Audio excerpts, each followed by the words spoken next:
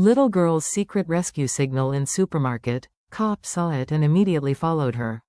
The hum of the supermarket was the kind that blended comfort and chaos together, carts squeaking, mothers calling after toddlers, cash registers beeping rhythmically. But amid the ordinary noise, something felt wrong. Officer Ryan Cole had stopped in to grab some groceries on his day off, dressed casually, his badge tucked away in his jacket pocket. He was halfway through the snack aisle when a strange tension crawled up his spine, the kind that cops learn never to ignore. That's when he saw her. A little girl, maybe 8 years old, standing next to a tall, scruffy man who seemed far too agitated for an afternoon shopping trip. The girl clutched a box of cereal to her chest like it was a lifeline. Her eyes, wide, fearful, pleading, met Ryan's across the aisle. And then, with trembling hands, she did something that froze him in place. She raised her hand, folded her thumb into her palm, and closed her fingers over it. The silent signal for help, the one every officer had been trained to recognize, a global distress gesture spreading across the internet to save victims who couldn't speak aloud. Ryan's heart thundered in his chest. She knew the signal. She was asking for rescue, right here, in plain sight. He forced himself to stay calm. He couldn't scare the man off or put the girl in more danger. Ryan looked away casually, pretending to study a shelf of pasta sauce, but his mind was racing. The man's hand gripped her shoulder tightly, possessively. The way the girl flinched at his touch made Ryan's stomach twist. He reached for his phone and texted his old partner still on duty, possible abduction in progress. Supermarket on 3 Road. Need quiet backup. Ryan kept the man in his peripheral vision, pretending to move naturally through the aisles. The man muttered harshly to the girl, something Ryan couldn't quite catch, but the tone was sharp, controlling. The little girl didn't respond, she just stared at the floor, tears forming in the corners of her eyes. The two turned down the frozen food aisle, closer to the emergency exit. That was his red flag. People didn't leave through there unless they wanted to disappear. Ryan's hand brushed against the inside of his jacket, feeling the badge beneath his shirt. He didn't want to pull it out yet. He needed the right moment. "Excuse me," he called lightly, keeping his voice casual, friendly. "You dropped something." The man stopped, tense. He turned slowly, eyes narrowing. "No, I didn't," he said gruffly. Ryan smiled faintly. "I think you did." He took one step closer, slow, deliberate. The man's grip on the girl's arm tightened. "Come on," he barked at her, dragging her toward the door. The cereal box slipped from her hands and hit the ground with a dull thud. Ryan's training took over. "Police," he shouted, rushing forward. The man bolted, yanking the girl with him as the emergency door crashed open and the alarm blared. Shoppers screamed, carts clattered, chaos erupted. Ryan sprinted after them, pushing through panicked crowds. Outside, the man tried to force the girl into an old van.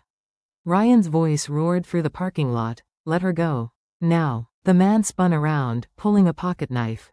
But Ryan didn't hesitate. He drew his weapon, commanding, "Drop it."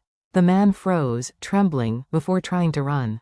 Ryan tackled him to the ground, wrenching the knife away and pinning him down just as squad cars screeched into the lot. The girl stumbled backward, shaking uncontrollably. Ryan rushed to her, kneeling at eye level. Hey, you're safe now," he said softly, his voice trembling with emotion. "You did everything right, sweetheart. You're okay." She clung to him suddenly, sobbing. He took me from my mom," she whispered. "He said no one would believe me. I saw your badge and remembered the video about the hand signal. I didn't think it would really work." Ryan swallowed hard. His throat ached. "It worked," he said. "Because you were brave." That night, at the precinct, the little girl, Lily, sat wrapped in a blanket, sipping cocoa from a paper cup. Her cheeks were streaked with tears, her small hands trembling as she talked to the officers. Ryan stayed by her side, quiet, protective. When the door burst open, a woman's voice broke into a sob. "Lily." Lily turned, her eyes lighting up for the first time. She jumped from her chair, running straight into her mother's arms. The two collapsed together, crying uncontrollably. Every officer in the room turned away for a moment, giving them privacy, except Ryan. He couldn't look away. He'd seen reunions before, but this one hit deep. Lily's mother looked up at him through her tears. Thank you, she whispered. Thank you for seeing her, for believing her. Ryan shook his head gently. She saved herself, he said. She knew how to ask for help, she just needed someone to listen.